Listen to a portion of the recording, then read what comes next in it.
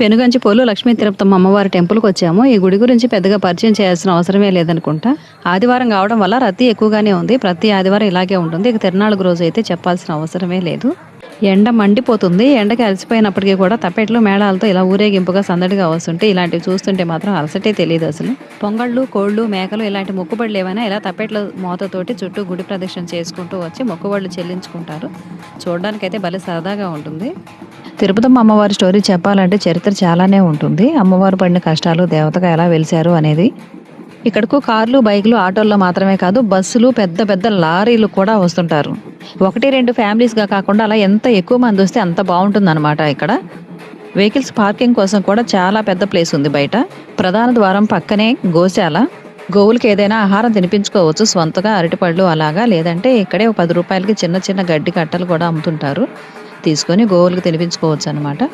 మేమైతే పొంగళ్ళు ఏం చేయలేదు ఈరోజు. ఇక్కడ ఇంకొక స్పెషల్ ఏంటంటే మామిడి తోట. దర్శనం అయిపోయిన తర్వాత మామిడి తోటకు కూడా వెళ్తారు చేసుకున్న పొంగళ్ళు తినడానికి. లేదంటే కోడి, మేక ఇలాంటి మొక్కుబడులు ఏమైనా ఉంటే అక్కడ కట్ చేయించుకొని తోటలో వండుకొని తింటారనమాట. గుడి చుట్టూ మొక్కుబడులు తిప్పుకొని వచ్చిన తర్వాత ఇక్కడ కట్ చేసి ఇస్తారనమాట. ఒక కోడికి అయితే 100 రూపీస్ అంట. ఈ చిన్నోడు ఎవరో గొర్రెను బాగా హ్యాండిల్ చేస్తున్నాడు. వీటికైతే ఇక్కడ రక్తం చూయించి తోటకు తీసుకెళ్ళి అక్కడ కట్ చేయించుకుంటారనుకుంటా. అక్కడ కట్ చేసినందుకు మనీ ఛార్జ్ చేస్తారు. ఇది ప్రధాన ద్వారం.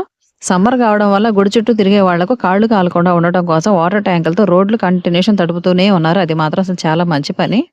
గుడి చుట్టూ మాత్రం బొమ్మల షాపులే కాదు, అడుగడుగున పిల్లలు తినడానికి, తాగడానికి చాలా రకాల సౌకర్యాలు కూడా ఉన్నాయి. ఇంతకు ముందు అయితే ఇట్లా బయట ఓపెన్ ప్లేస్లోనే పడుకునేవాళ్ళు. నైటే వచ్చేసి, రాత్రిలే వచ్చేసి ఇలా ఈ వెహికల్స్, ఈ బండ్లు ఇవన్నీ ఉన్నాయి కదా, ఈ ఏరియాలో నైట్ అయితే ఏమీ ఉండవు, అక్కడ పడుకునేవాళ్ళు. ఇప్పుడు మాత్రం ఇక్కడ వసతి గృహాలు ఏర్పాటు చేశారు.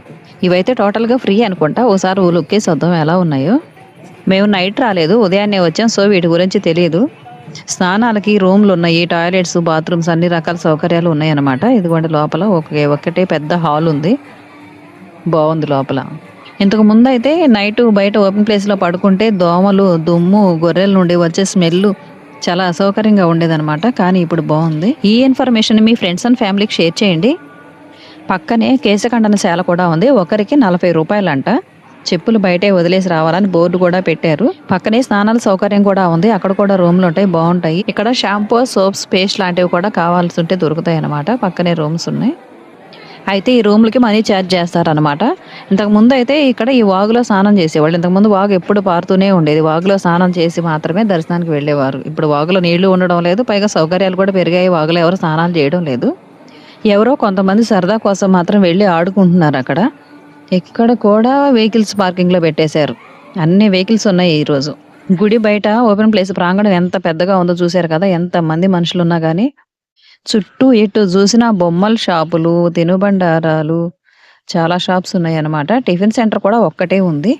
మనకి కోళ్ళు కావాలంటే ఇదిగో ఇక్కడ కొనుక్కొని తీసుకెళ్తారనమాట. లేదంటే ఇంటి దగ్గర నుండి తెచ్చుకునేవాడు తెచ్చుకుంటారు. ఇది టెంపుల్ ఎంత పెద్దదనమాట. లోపల అమ్మవారు చీరలు, స్వామివారి పంచా, కండువాలు కూడా అమ్ముతారు.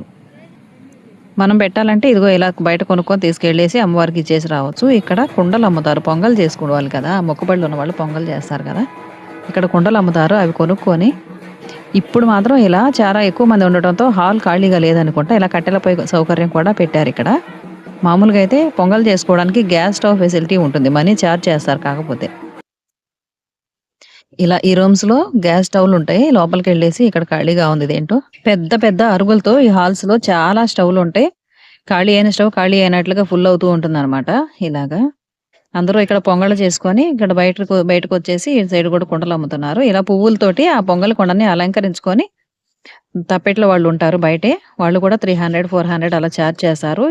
వీళ్ళని తీసుకొని గుడి చుట్టూ ప్రదక్షిణ చేసుకొని అమ్మవారికి పొంగల్ చెల్లించి వస్తారనమాట.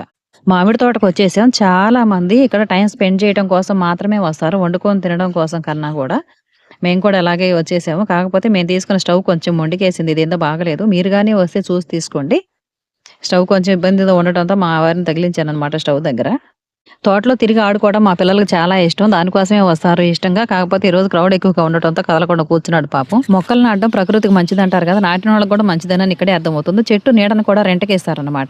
మనం ఇంటి దగ్గర నుండి కట్టెలు తీసుకొచ్చుకొని ఇక్కడ రాళ్లతో పొయ్యి ఏర్పాటు చేసుకుని వండుకోవచ్చు. లేదంటే బయట కట్టెలు అమ్ముతారు, గ్యాస్ స్టవ్ రెంట్కి ఇస్తారు, సిలిండర్ రెంట్కి ఇస్తారు, పాత్రలు కూడా రెంట్కి ఇస్తారనమాట.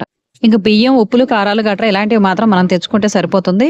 ఆల్రెడీ మీరు విజిట్ చేసుంటే మీ ఎక్స్‌పీరియన్స్ కామెంట్ చేయండి. వీడియోకి మాత్రం ఒక చిన్న లైక్ ఇచ్చేసేయండి. ఛానల్‌కు సపోర్ట్ చేయండి. ఛానల్ కొత్తగా చూస్తున్న వాళ్ళు సబ్స్క్రైబ్ చేయండి.